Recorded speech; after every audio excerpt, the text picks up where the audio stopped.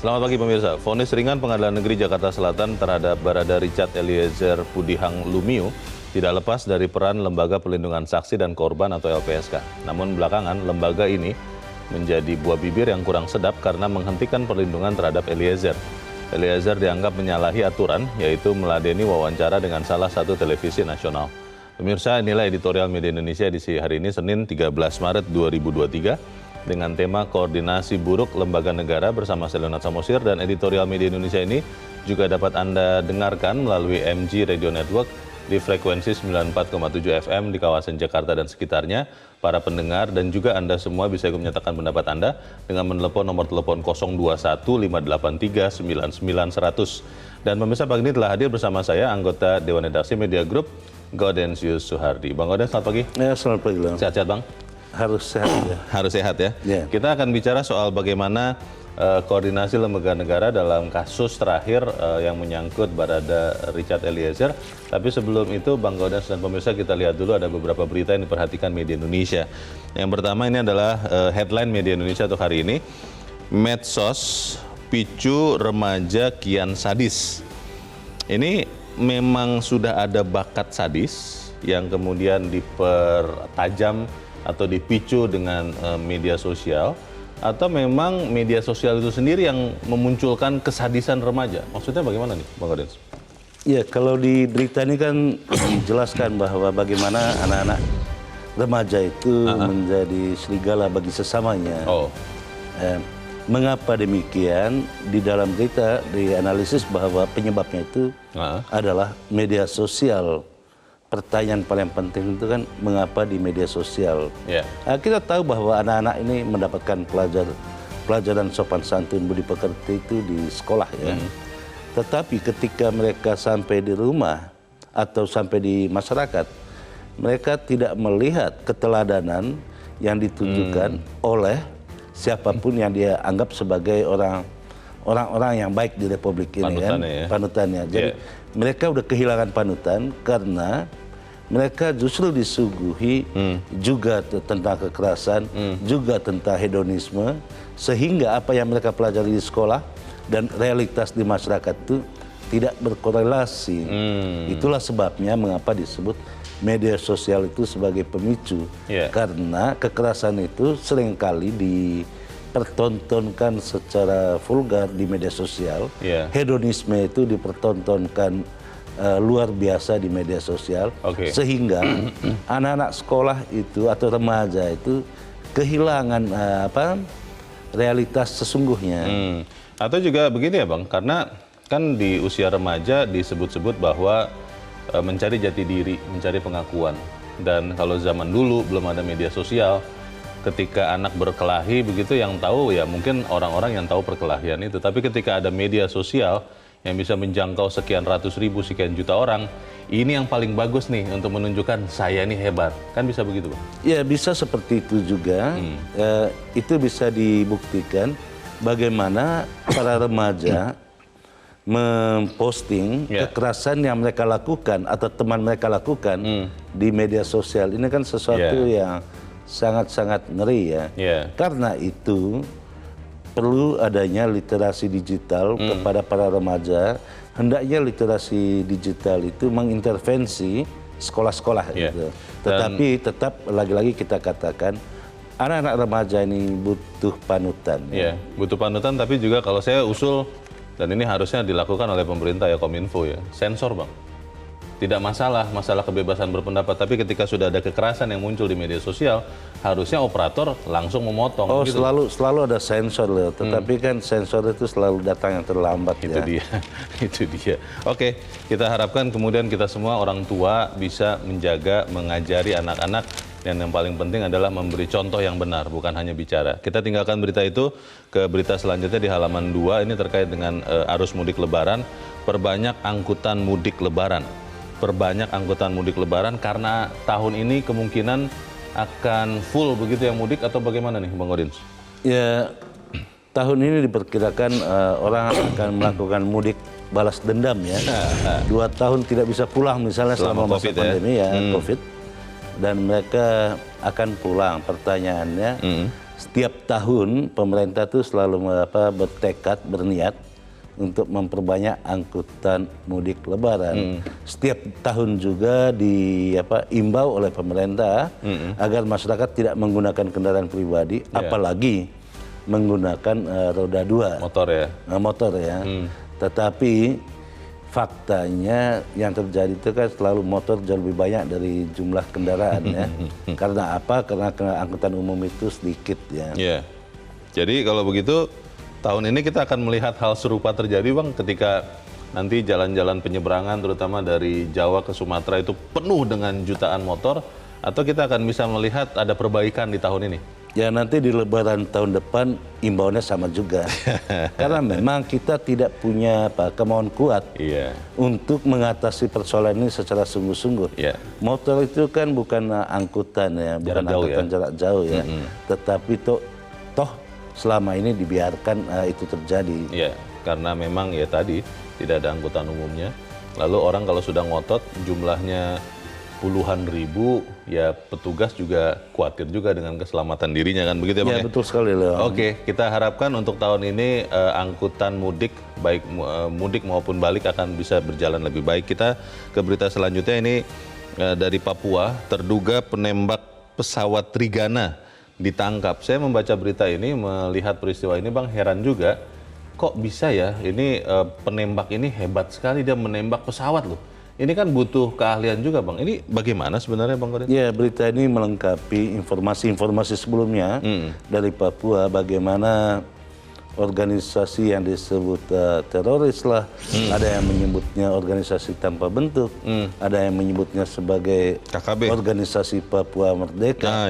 Apapun namanya, yang jelas di Papua itu sering memperlihatkan kekerasan ya di ruang publik ya. Dan kekerasan itu sudah lama, jauh-jauh hari sebelumnya selalu dikatakan bahwa pemerintah mengirimkan penebalan kekuatan aparat keamanan. Tetapi faktanya masyarakat Papua juga sampai saat ini belum semuanya merasa aman dan nyaman di negerinya sendiri. Iya, ini pertanyaan besar. Kalau memang kemudian terus terjadi, akhirnya ada orang yang curiga Bang.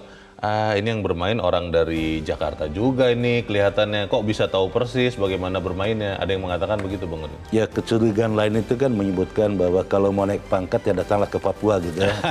Tetapi kita harus katakan bahwa pemerintah punya kemauan yang keras untuk memberantas kekerasan di Papua, tetapi sejauh ini belum berhasil aja. Oke, kita harap ada ketemu cara yang lebih efektif ya, karena keamanan itu di atas segala-galanya. Kan konon katanya gitu ya Bang ya? Ya betul sekali loh. Katanya sih ambil hatinya gitu kan? Ambil hatinya. Masalahnya mungkin belum bisa terambil juga hatinya. Kita tinggalkan berita itu. Kita langsung ke editorial Bang Gauden dan pemirsa. Ini dari kasus wawancara seorang Richard Eliezer dengan salah satu televisi, dan ini membuat Eliezer kehilangan perlindungan dari LPSK, dan editorial mengatakan koordinasi buruk lembaga negara. Ini yang buruk koordinasi antar lembaga negara atau pemahaman para pihak. Kenapa kemudian hal ini bisa terjadi? Yang mana yang buruk ini Bang Gauden? Ya, pertama-tama kita katakan bahwa Eliezer itu statusnya adalah terpidana. Dia berada di dalam penjara. Walaupun saat ini dititipkan di penjara Salemba cabang Bareskrim. Itu yang pertama ya. Jadi statusnya itu terpidana. Kalau dia terpidana, undang-undang apakah yang berlaku bagi dia? Tentu saja undang-undang lembaga pemasyarakatan. Di dalam undang-undang lembaga pemasyarakatan itu, lembaga pemasyrakatanlah yang berkewajiban melindungi siapapun yang menjadi penghuni lembaga pemasyarakatan. Termasuk seorang justice kolaborator? Ya, apapun. Itu yang pertama ya. Yang kedua ada undang-undang LPSK, undang-undang perlindungan saksi dan korban. Eliezer ini diperpanjang ya dari 16 Februari sampai 16 Agustus 2023 menjadi tetap berada di bawah perlindungan 6 bulan ya. LPSK ya. Nah, itu yang kedua. Yang ketiga, ada juga undang-undang namanya Undang-Undang 40 tahun 1999 tentang pers. Pers itu berkewajiban menginformasikan, memenuhi rasa tahu masyarakat. Tetapi di dalam Undang-Undang pers itu ada yang disebut kode etik. Di dalam kode etik itu pers itu untuk mendapatkan informasi itu harus menggunakan cara-cara yang benar. Itu yang pertama ya. Kemudian kita lihat apa yang terjadi sekarang. Pers sudah menjalankan fungsinya, lembaga pemasyarakatan sudah memberikan izin untuk wawancara, LPSK pun ada anggotanya yang sudah mengizinkan, tetapi mengapa tiba-tiba yang dikorbankan itu Eliezer? Gitu kan? Itu pertanyaannya. Nah karena itu kita katakan ada koordinasi yang buruk. Buruknya di mana? Ya di LPSK buruknya. Kita akan bahas itu supaya kemudian tidak ada yang dirugikan dengan kejadian ini. Dan pemirsa, nilai editorial Media Indonesia untuk hari ini, Senin 13 Maret 2023, koordinasi buruk lembaga negara.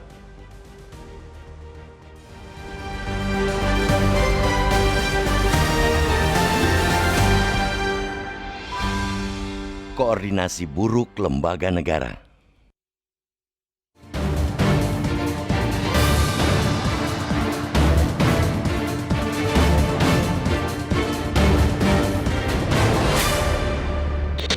Vonis ringan Pengadilan Negeri Jakarta Selatan terhadap Barada Richard Eliezer Pudihang Lumiu 18 bulan penjara dalam kasus pembunuhan Brigadir Yosua Huta Barat tak lepas dari peran Lembaga Perlindungan Saksi dan Korban. Sejak proses penyidikan di Bareskrim Polri, lembaga yang berdiri sejak 2006 ini mengawal tersangka Eliezer berlanjut ke persidangan hingga vonis.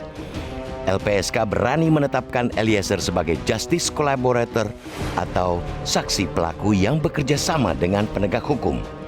Berdasarkan hasil penilaian LPSK, Eliezer dinyatakan telah memenuhi syarat sebagai justice collaborator karena dianggap bukan pelaku utama di balik kematian Brigadir Yosua. Majelis Hakim PN Jaksel pun mengabulkan permohonan justice kolaborator yang diajukan mantan ajudan Verdi Sambo itu. Padahal sebelumnya Kejaksaan Agung menolak status justice kolaborator Eliezer. Pada bagian pertimbangan vonis terdakwa Eliezer, Majelis Hakim PN Jakpus menyatakan kejujuran, keberanian dan keteguhan terdakwa dengan berbagai risiko telah menyampaikan kejadian sesungguhnya sehingga terdakwa layak ditetapkan sebagai pelaku yang bekerja sama dan layak mendapat penghargaan. Vonis ringan Eliezer karena berstatus justice kolaborator adalah mencetak sejarah baru dalam bidang perlindungan saksi dan korban. Vonis ini akan memicu munculnya justice kolaborator lain sehingga diharapkan akan menciptakan keadilan substantif. Terakhir, sidang etik Polri tetap mempertahankan Eliezer sebagai warga Bayangkara. Sikap LPSK patut diacungi jempol karena sukses mengawal proses hukum Eliezer. Namun belakangan lembaga yang dibentuk berdasarkan Undang-Undang Nomor 13 Tahun 2006 tentang perlindungan saksi dan korban ini menjadi buah bibir yang kurang sedap. Pasalnya, lembaga ini menghentikan perlindungan terhadap Eliezer karena yang bersangkutan dianggap mbalelo, yakni meladeni wawancara dengan salah satu televisi nasional. LPSK mestinya melindungi Eliezer hingga 16 Agustus 2023. LPSK menilai wawancara itu melanggar pasal 30 ayat 2 huruf C Undang-Undang Nomor 13 Tahun 2006 tentang perlindungan saksi dan korban serta perjanjian perlindungan yang diteken Eliezer. LPSK menilai wawancara tersebut akan menimbulkan konsekuensi terhadap perlindungan Eliezer. Namun, pihak televisi nasional itu menyatakan sudah memenuhi semua prosedur permohonan wawancara baik ke LPSK, Kementerian Hukum dan HAM, dan Polri. Bahkan saat wawancara didampingi petugas dari LPSK. Pernyataan pihak televisi nasional diamini Kementerian Hukum dan HAM. Menkumham Yasona Hamonangan Lawli menegaskan sikap LPSK berlebihan. Sebaiknya, kata dia, tak perlu ada arogansi sektoral dan lakukan koordinasi. Silang pendapat antara LPSK dan Kemenkumham sangat disayangkan. Seharusnya kedua lembaga negara tersebut saling berkoordinasi untuk memastikan boleh tidaknya pihak televisi nasional mewawancarai Eliezer.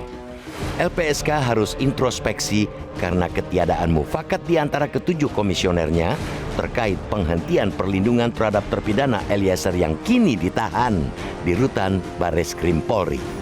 Sebelumnya, Eliezer sempat dieksekusi ke Lapas Salemba untuk menjalani hukuman 1,5 tahun penjara. Namun beberapa jam kemudian dipindahkan ke rutan Barreskrim atas rekomendasi LPSK dengan alasan keamanan. Koordinasi antar kementerian dan lembaga negara di Republik ini memang masih menjadi persoalan. Buruk, sangat buruk. Hal ini disebabkan komunikasi antar lembaga yang berlangsung tidak hangat, bahkan macet.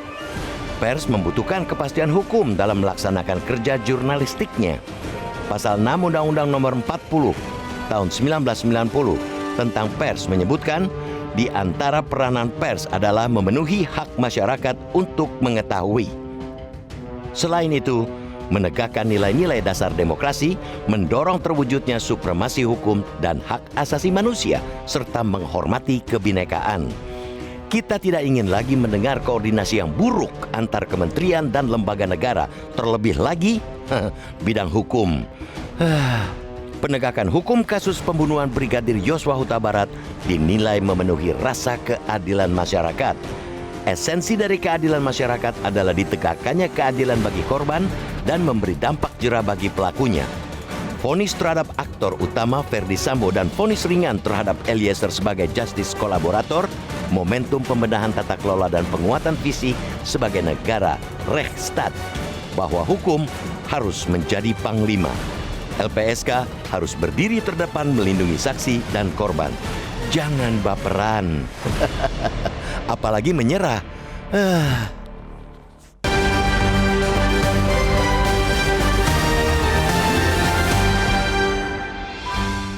Di bagian berikut Anda bisa ikut menyatakan pendapat Anda terkait editorial pagi ini. Pemirsa, untuk saat ini tetaplah bersama kami.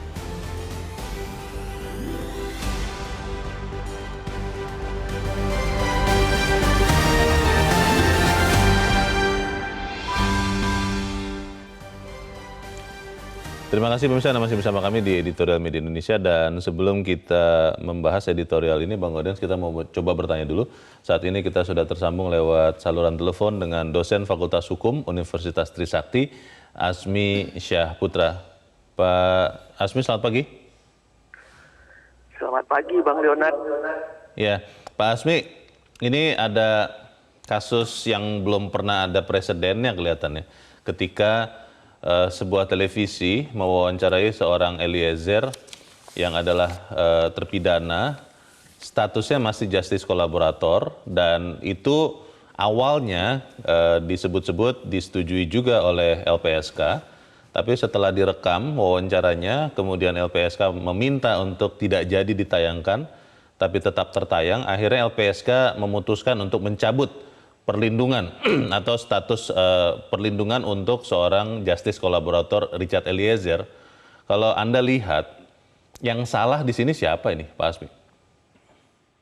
Ya, yang jelas kalau kita lihat mengacu kepada Undang-Undang LPSK tentunya, kalau kita baca Undang-Undang 13 tahun 2006 maupun perubahan Undang-Undang 31 tahun 2014, di sini tampak bahwa LPSK tidak menjaga keseimbangan antara cara dan tujuan dari satu undang-undang. Sewaktu LPSK tidak menjaga keseimbangan antara cara dan tujuan dari satu undang-undang, tentu LPSK lah yang tidak tepat dalam menerapkan undang-undang tersebut. Karena undang-undang atau isi perjanjian itu tidak boleh bertentangan dengan kepentingan umum, nilai kemanusiaan, atau melanggar prinsip-prinsip keterbukaan, kejujuran. Ini yang sejatinya harus dijaga oleh LPSK. Apalagi keberadaan LPSK itu kan untuk membantu membuka satu tabir yang sulit. Kalau ada orang yang mau terbuka, ya kenapa nggak diberikan ruang keterbukaan? Gitu Bang Jonan. Oke, kalau kemudian ternyata misalnya ya dalam kasus ini informasi yang diberikan oleh seorang Richard Eliezer bisa membahayakan dirinya Dan dengan dasar itu kemudian LPSK meminta agar wawancara itu tidak jadi ditayangkan. Artinya kan LPSK memprioritaskan keselamatan justice kolaborator yang dilindunginya. Itu bisa atau tidak bisa, Pak Asmi? Saya kira kan semuanya sudah terang benderang, persidangan sudah terungkap, gitu kan, secara terbuka, keterangan-keterangan sudah, yang mau juga dituju juga selesai, dan esensi keterangan yang disampaikan oleh LPSK juga kan tidak ada fakta baru juga, selain memang hal-hal yang sudah disampaikan ke dalam persidangan. Jadi LPSK aja yang berlebihan, LPSK aja yang tidak melihat kontekstual apa yang disampaikan, gitu loh. Kecuali ada pengembangan-pengembangan baru, penyidikan-penyidikan baru, pasal-pasal baru yang memang mau digali lebih jauh pengungkapannya. Wajar. Di sini mungkin LPSK menggunakan peran-peran itu. Tapi kalau kita lihat esensi yang disampaikan pada wawancara tersebut, hal-hal yang sebenarnya secara gamblang sudah dalam persidangan. Jadi tidak ada sesuatu yang baru? Tidak, belum. Tidak ada kalau kita lihat. Sisir aja. Yang menjadi menarik juga kan kasusnya Eliezer ini kan perhatian publik gitu, sudah teruji. Saya kira ada ruang itu harus penting. Kalau pertimbangannya Pak Asmi bahwa saya tidak tahu ya, LPSK-nya memang belum bisa kami jangkau. Kalau LPSK-nya berpikiran untuk tidak lagi memunculkan Richard Eliezer untuk menurunkan tensi, saya juga tidak tahu apakah saat ditahan ini, dipidana, apakah memang masih ada ancaman kepada keselamatan Eliezer. Kalau pertimbangannya adalah supaya tidak usah muncul, supaya kemudian tidak memicu kemarahan pihak-pihak tertentu, seandainya itu ada, boleh tidak LPSK kemudian meminta untuk membatalkan wawancara itu, Pak Asmi? Saya kira ruangnya sudah berbeda. Yang satu kan memang ada ruang publik juga, ada undang-undang khusus juga yang saling berkaitan. Katakanlah undang-undang pers juga menjadi penting. Hak Eliezer sebagai korban juga untuk mendapatkan progres ataupun mengetahui perkembangan kasusnya, atau dia bisa memberikan keterangan terhadap dia, itu juga adalah hak bagi dia juga kan yang harus dilindungi gitu loh. Jadi, Pak Asmi, saya ingin memastikan ini, kalau undang-undang pers bertentangan dengan undang-undang LPSK, misalnya ya, mungkin tidak di kasus ini, maka sebagai lembaga negara LPSK harus memprioritaskan yang mana? Undang-undang pers atau undang-undang perlindungan saksi dan korbannya? Pasti ada dua titik dominan yang lebih tinggi ya. Kalau lex konsumen, derogat lex konsumte itu kan akhirnya melihat pada dominasi yang mana gitu loh. Pasti kalau LPSK berdiri dalam legal standing, dia bilang akan LPSK. Media, pers juga akan mengambil dalam perspektif media. Tapi kan kembali, pada akhirnya kita lihat tujuan. Apa yang mau dicapai? Ini kan akhirnya menjadi titik tuju kita gitu loh. Tujuan dalam hal ini karena ini adalah perhatian publik, berarti kan ingin memberikan ruang keterbukaan, memberikan informasi supaya ada sejelas-jelasnya yang selama ini tadi tertutup, ya inilah dibuat supaya ada edukasi kepada masyarakat. Seharusnya LPSK terima kasih dong gitu loh. Inilah kekuatan daripada civil society, kekuatan aksi pelaku tadi yang mau terbuka. Oke, kita harapkan nanti ada penjelasan lebih lanjut ya dari LPSK terkait dengan ini, karena jangan sampai ini menjadi presiden buruk untuk justice kolaborator berikut. Untuk saat ini terima kasih dosen Fakultas Hukum Universitas Trisakti, Asmi Syahputra, sudah memberikan penjelasan bagi kami. Selamat pagi Pak Asmi. Singkat saja Bang Godans, kalau melihat apa yang terjadi, maka apakah LPSK perlu menjelaskan lebih lanjut apa yang terjadi ini? Tidak perlu dijelaskan karena sudah terjadi semuanya kan. Yang pasti itu baperan aja sih. Baperan? Ya. Baperan itu bawa perasaan? Ya. Tadi saya katakan bahwa ada 3 undang-undang di sini ya. Yang pertama tadi saya harus mulai dari undang-undang pers. Pers itu semua orang yang menghalang-halangi pekerjaan pers itu diancam hukuman 2 tahun. Kalau LPSK juga menghalang-halangi, ya bisa diancam 2 tahun. Nah, itu yang pertama. Yang kedua, undang-undang LPSK. Undang-undang itu mengatur tentang bagaimana keadilan itu harus terbuka sehingga korban dan saksi itu termasuk justice collaborator itu harus dilindungi oleh LPSK. Kewajiban melindungi itulah yang ada sekarang ini. Yang ketiga, ada undang-undang lembaga pemasyarakatan. Yang berwenang di lembaga pemasyarakatan itu bukan LPSK. Yang berwenang itu adalah lembaga pemasyarakatan itu sendiri. Karena itu perlunya ada koordinasi. Yang buruk itu kan koordinasi internalnya LPSK. Menurut kuasa hukumnya Richard itu, LPSK salah satu komisionernya sudah memberikan izin. Tetapi kan waktu wawancara juga didampingi sama petugas LPSK. Apa masalahnya? Gitu. Ya itu dia. Makanya kenapa tadi saya bilang, Bang, apakah kemudian LPSK perlu menjelaskannya? Tapi sebelum kita lanjutkan, kita harus jeda dahulu, Bang Gaudens dan pemirsa tetap bersama kami. Editorial Media Indonesia kembali seusai Headline News pukul 7 waktu Indonesia Barat.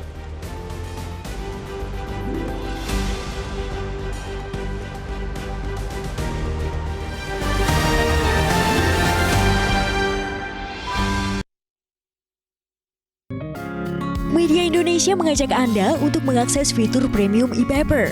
Dengan sajian konten berbasis intelektual dan meneguhkan kebangsaan, Media Indonesia tampil dengan lebih dinamis melalui e-paper Media Indonesia yang dapat Anda akses kapan saja, di mana saja.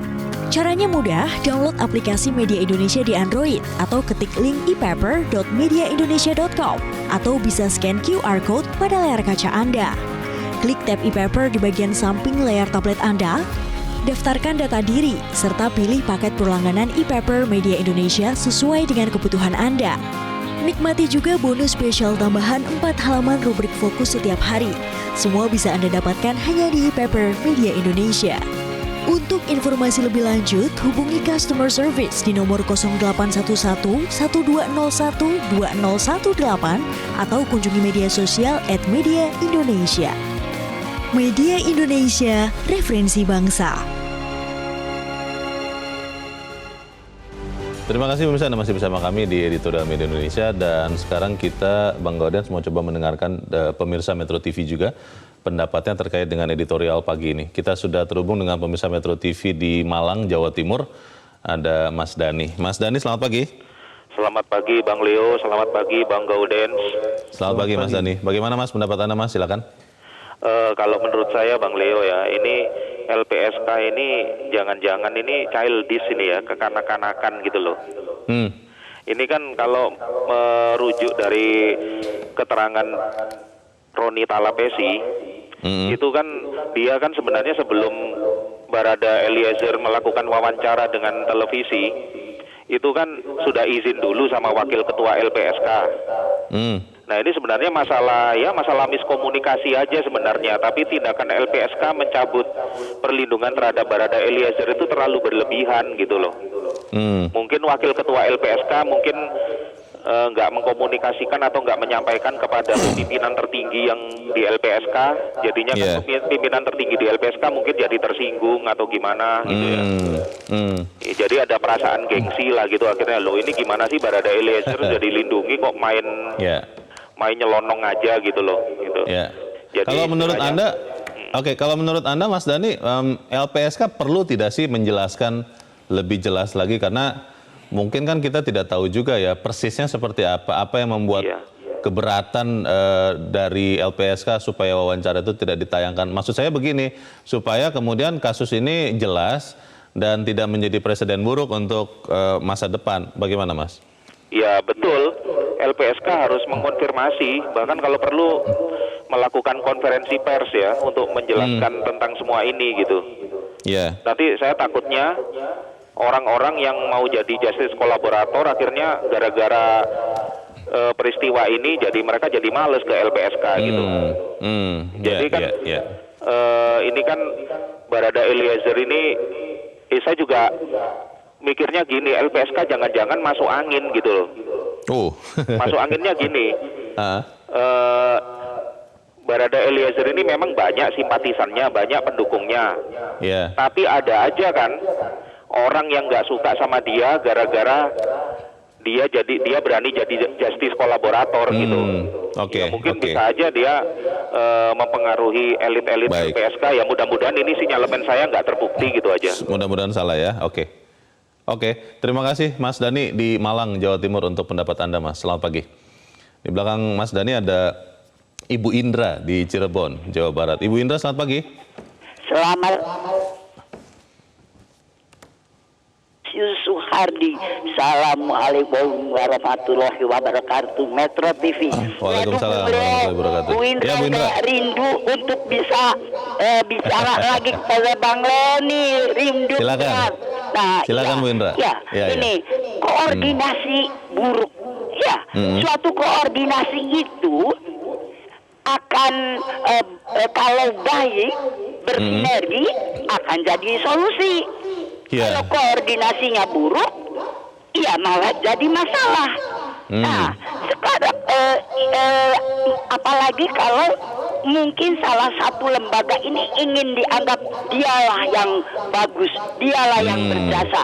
Nah, masyarakat yang sudah berharap penegakan hukum ini mulai membaik, ini jadi merungkut lagi.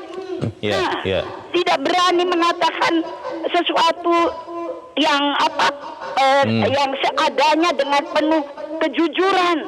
Iya, kalau soal salah aturan, ya makanya minta perlindungan kan karena masyarakat ini buta hukum, tidak ngerti hukum. Nah, sekarang disebutkan lagi. Nah, betul tadi kata Bapak mungkin masuk angin, tapi saya berpikir begini, ada dua kemungkinan, Bung Leo. LPSK ini akan ingin dianggap istimewa, atau jangan-jangan terpengaruh gerakan mafia bawah tanah yang selama ini didengung-dengungkan itu. Nah, apakah perlu disenggol oleh Pak Mahfud MD? Terima kasih. Assalamualaikum warahmatullahi wabarakatuh. Waalaikumsalam warahmatullahi wabarakatuh. Terima kasih Bu Indra di Cirebon, Jawa Barat untuk pendapat Ibu. Selamat pagi. Di belakang Ibu Indra ada Ibu Lia di Sulawesi Selatan. Ibu Lia, selamat pagi. Assalamualaikum. Waalaikumsalam, Bu Lia. Silakan Bu Lia, pendapat Ibu bagaimana ini Bu koordinasi LPSK ini? Kan masyarakat awam ya, tapi sedikit banyak juga sering mengikuti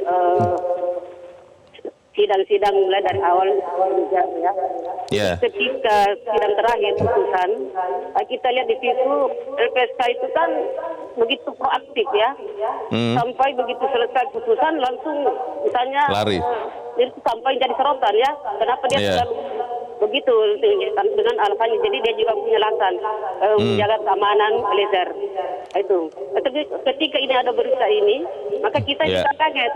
Kenapa tiba-tiba ada berita bahwa dia lepas, ya, lepas dari perlindungan dengan Eliezer lagi. Jadi kita masyarakat ini betul-betul ya bahwa koordinasi buruk itu jelas-jelas nampak ini. Jadi seharusnya walaupun dia itu misalnya kecewa, tapi jangan dulu dipublikasi dulu ya. Tapi ada dulu berunding dulu dengan dari pihak Menkumham di situ ya, sehingga nanti putusan terakhir bagaimana baiknya baru dipublikasi. Sehingga kita ini masyarakat tidak bingung ya. Karena mereka ini tiba-tiba langsung saja lepas ya bahwa dia tidak apalagi tidak berikan lagi perlindungan kepada Eliezer. Memang jelas ini adalah antar lembaga negara ya. Mudah-mudahan ke depan seperti tadi dikatakan Indra, kita itu sudah bangga dengan putusan-putusan yang ada ini yang bisa memberikan support untuk negara kita ini. Tapi ketika ada lagi berita ini maka masyarakat lagi sudah mulai ragu-ragu lagi. Ya, mudah-mudahan ke depannya lagi ketika ada masalah jangan langsung dipublikasikan ya, tapi duduk bersama bagaimana baiknya, apakah ini karena masing-masing punya alasan tertentu untuk membenarkan apa di putusan ya. Jadi dari Menteri Yasona itu dari LPSK itu seharusnya duduk bersama dulu ya, bagaimana. Terima kasih Ibu Lia di Sulawesi Selatan, di Makassar tepatnya, untuk pendapat Ibu. Selamat pagi. Para pemirsa, tadi menarik Bang Goden, Bu Lia yang terakhir mengatakan ya kalau ada masalah antar lembaga negara ya dibicarakan dulu lah, jangan disampaikan secara terbuka. Kalau seperti ini kan tidak bagus, mungkin masyarakat bisa terpengaruh. Mas Dhani tadi dari Malang mengatakan jangan-jangan nanti ke depan kalau ada orang yang mau jadi justice kolaborator jadi khawatir lagi kalau ini kasus berhenti di sini tidak ada penjelasan lanjutan. Bagaimana Bang? Ya tentu tidak perlu khawatir lah ya. Yang pertama-tama harus saya katakan bahwa Eliezer ini simbol kejujuran. Kejujurannya itu sudah diakui dan dibenarkan oleh pengadilan. Hakim ya? Hakim ya. Di dalam putusannya tegas-tegas dikatakan itu. Yang kedua, ketika dia menjadi terpidana, dia tetap diperpanjang atau tetap berada dalam perlindungan LPSK. Karena itu, perlindungan yang berakhir pada 16 Februari diperpanjang lagi sampai 16 Agustus 2023. Yeah. Kira-kira kalau berdasarkan putusan 1,5 tahun ya, itu berarti Eliezer itu mungkin pertengahan tahun ini harus sudah bebas menjalani hukuman. Karena sempat ditahan sekian bulan sebelumnya ya, sebelum putus. Itu kan dihitung semua ya. Yeah. Dengan demikian, apakah perlindungan yang dilakukan LPSK sekarang ini setelah menjadi status terpidana masih efektif atau tidak? Ya menurut saya sih Eliezer itu tetap, yang pertama itu tetap dikukuhkan berdasarkan sidang etik, dia tetap anggota polisi. Mestinya sebagai polisi dia mampu melindungi dirinya sendiri. Yang kedua, dia berada di dalam tahanan Bareskrim. Itu artinya lembaga di mana Eliezer ditahan itu adalah lembaga yang mampu memberikan perlindungan kepada tahanan di dalam. Meskipun statusnya adalah terpidana lapas sebetulnya kan ya? Iya. Cabang Bareskrim. Rumah tahanan Salemba, cabang Bareskrim, gitu kan? Itu artinya memang kecuali kalau polisinya berbuat jahat ya terhadap Eliezer. Polisi maksudnya yang ya oknum polisi yang berbuat jahat. Okay. Karena dia kan di dalam perlindungan polisi. Itu yang kedua. Yang ketiga, justru menjadi pertanyaan besar, ada apa dengan LPSK? Apakah ada intrik internal sehingga informasi yang dikatakan oleh kuasa hukum Eliezer bahwa sudah ada komunikasi dan diizinkan oleh salah satu pimpinan LPSK itu tidak terkoordinasi dengan baik di internal LPSK. Jadi kasus ini memperlihatkan atau menimbulkan tanda tanya bahwa ada persoalan yang belum beres di dalam internal LPSK. Tapi saya juga harus mengatakan ketika dia menjadi terpidana, undang-undang lembaga pemasyarakatan lah yang berlaku di situ. Karena itu butuh koordinasi antara LPSK, kepolisian yang menaungi Bareskrim yang menjadi tempat Eliezer ditahan sekarang, dan Kemenkumham yang membawahi lembaga pemasyarakatan. Koordinasi ini yang jelek dan itu yang dikatakan oleh Menteri Hukum dan HAM. Nah itu dia, Menteri Hukum dan HAM kan menjadi bagian dari masalah ini. Tadi kalau mengacu kepada pendapat dari Ibu Lia, bukankah lebih bagus Bang kalau bicaranya di balik layar, dibicarakan dulu seperti apa ini? Kan kalau seperti ini kan jadi kelihatannya LPSK-nya marah, terlepas dari ada masalah internal di dalamnya, LPSK mencabut perlindungan kepada Richard Eliezer, lalu Menteri Hukum dan HAM merespons juga secara publik semua nih. Ini kan menjadi sesuatu yang tidak bagus untuk masyarakat. Masyarakat berpikir, wah ini gimana sih nih para lembaga negara ini? Tetapi pada sisi lain kita harus katakan dan memberikan apresiasi kepada semua pihak yang sudah secara transparan mengatakan apa sesungguhnya yang benar menurut mereka ya. Ini kan soal ketransparansi dan keterbukaan informasi publik. Pada sisi itu kita memberikan apresiasi kepada Menkumham, juga LPSK yang secara terbuka mengatakan pencabutan itu. Tetapi sebagai publik tentu bertanya ada apa di balik ini semua gitu. Khususnya pertanyaan itu kepada LPSK. Kalau benar yang dikatakan oleh kuasa hukum Richard itu bahwa sudah dikomunikasikan dan sudah diizinkan, bahkan petugas LPSK juga mendampingi waktu wawancara. Menurut kuasa hukum Richard Eliezer. Menurut kuasa hukum. Nah, pertanyaannya siapakah yang berhak untuk menghentikan penayangan itu? Kalau kita kembali kepada Undang-Undang Pers, LPSK tidak berhak menghentikan itu, kecuali yang bisa menghentikan itu adalah narasumber itu sendiri. Richard Eliezer? Ya. Dia mengatakan jangan tayangkan karena ini berbahaya, misalnya begitu. Dia bisa hanya mengatakan ini semua off the record.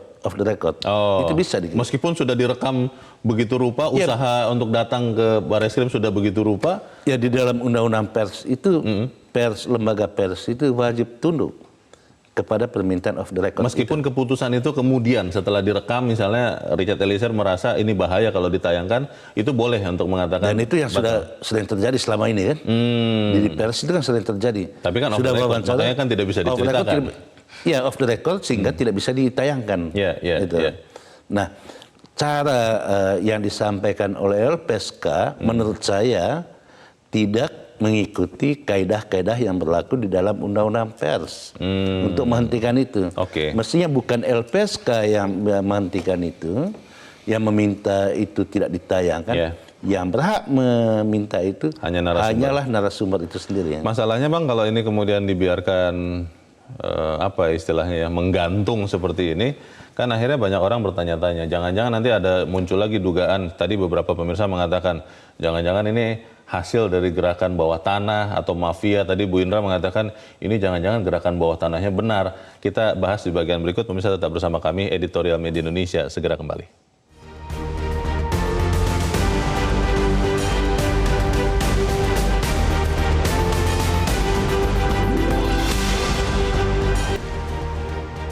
Terima kasih pemirsa, Anda masih bersama kami. Kita di bagian akhir dari diskusi kita pagi ini. Bang Gaudens, ini kan pelajaran yang berharga ya untuk penegakan hukum ke depan, khususnya ketika ada seseorang yang melakukan tindak pidana dan dalam perjalanannya bertobat menjadi justice kolaborator.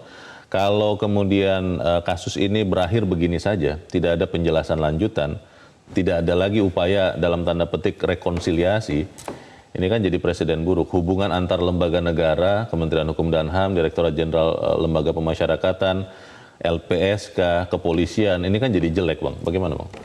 Ya tentu ini pelajaran berharga yang diharapkan ke depannya itu ditingkatkan koordinasi antar lembaga negara, terutama terkait kewenangan-kewenangan yang secara parsial dinyatakan di dalam undang-undang. Tadi saya katakan ada undang-undang LPSK yang mengatur kewenangan lembaga LPSK. Tetapi di undang-undang LPSK tidak satu pun pasal yang mengatur tentang perlindungan LPSK terhadap orang yang berada di dalam tahanan. Terpidana. Tetapi di dalam seluruh konstruksi undang-undang, terpidana itu tunduk kepada undang-undang tentang lembaga pemasyarakatan. Karena dia sudah masuk ke dalam situ. Karena dia sudah masuk ke dalam gitu kan. Kita juga memberikan edukasi kepada masyarakat. Undang-undang pers itu ketika pers menjalankan tugasnya menurut Undang-Undang 40 tahun 1999 tidak boleh ada yang menghalanginya. Setiap orang yang menghalangi itu diancam hukuman 2 tahun penjara. Tetapi pers itu dalam menjalankan tugasnya tunduk kepada kode etik. Salah satu di dalam pasal kode etik itu berbicara tentang pers harus menggunakan cara-cara yang benar untuk mendapatkan informasi. Karena itu kita periksa, ini kan gampang sekali melihatnya, kita periksa apakah seluruh ketentuan persyaratan-persyaratan itu dipatuhi oleh pers yang mewawancarai Richard Eliezer atau tidak. Perizinan segala macam. Ketika dikatakan bahwa seluruh perizinan itu sudah dipenuhi, tentu pers tidak bisa disalahkan. Nah, tapi ada satu hal yang harus kita katakan, siapakah yang berhak menghentikan tayangan itu? Di dalam konstruksi undang-undang pers itu tidak ada satu lembaga pun di luar narasumber yang bisa menghentikan itu. Karena narasumberlah yang berhak untuk mengatakan boleh ditayangkan atau tidak, off the record atau tidak. Nah, rupanya LPSK tidak menggunakan undang-undang pers itu di dalam keinginannya untuk menghentikan tayangan tersebut. Ini menarik karena akhirnya kan masing-masing pihak mengatakan menegakkan undang-undang yang mengatur dirinya. Tetapi di dalam pengaturan undang-undang itu kan ternyata beririsan atau bahkan bisa jadi bertentangan dengan undang-undang lain, Bang. Ya, karena itulah perlu adanya koordinasi. Tetapi ada satu hal yang kita harus katakan dengan terus terang ya, walaupun kadang-kadang untuk berterus terang itu berat ya. Yeah. Memang koordinasi di Republik ini buruk sekali kok. Karena itu, kalau ada koordinasi yang baik, justru kita terkaget-kaget. Yeah. Kok ada koordinasi yang baik gitu kan. Tetapi kalau koordinasi buruk, biasa aja itu. Gitu kan. Nah, dalam kasus yang terkait dengan LPSK, ini juga kesempatan yang baik bagi LPSK untuk mengintrospeksi diri, merefleksi diri. Karena apa? Toh banyak juga wartawan yang biasanya mewawancarai sumber-sumber yang dilindungi oleh LPSK di tempat yang tersembunyi. Cuman kali ini karena ini TV tidak bisa disembunyikan tempatnya karena di sana di Barreskrim gitu kan, pasti dilindungi oleh polisi di sana. Baik, ini pelajaran sangat berharga dan kita harap sih para pihak yang terkait, mungkin khususnya LPSK, bisa menjelaskan lebih jelas ya Bang ya. Tujuannya bukan saling menyalahkan tentunya kan? Ya betul sekali, perlunya keterbukaan dan menjelaskan secara terus terang. Jangan-jangan ada intrik di dalam gitu ya, sehingga keluarnya malah tidak mulus gitu. Apalagi dikatakan bahwa ada dua yang tidak setuju dengan putusan LPSK ini. Tetapi kita juga katakan LPSK bacalah undang-undang pers itu sehingga di dalam melakukan tindakan itu memenuhi kaidah-kaidah jurnalistik. Kita harap ada peningkatan koordinasi antar lembaga negara. Bang Gordian, terima kasih sudah di tempat ini. Selamat pagi Bang. Pagi loh. Pemirsa, silang pendapat antara LPSK dan Kementerian Hukum dan HAM sangat disayangkan. Seharusnya kedua lembaga negara itu saling berkoordinasi untuk memastikan izin untuk wawancara Eliezer. Koordinasi antar kementerian dan lembaga negara di Republik ini memang masih jadi persoalan. Kita tidak mau lagi mendengar koordinasi buruk antar kementerian dan lembaga, terlebih lagi di bidang hukum. Kita ikuti nanti seperti apa perkembangan kasus ini. Semoga ada koordinasi yang lebih baik. Saya Leonard Samusi berterima kasih Anda sudah menyimak editorial Media Indonesia untuk pagi ini. Tetap jaga kesehatan Anda. Selamat pagi, sampai jumpa.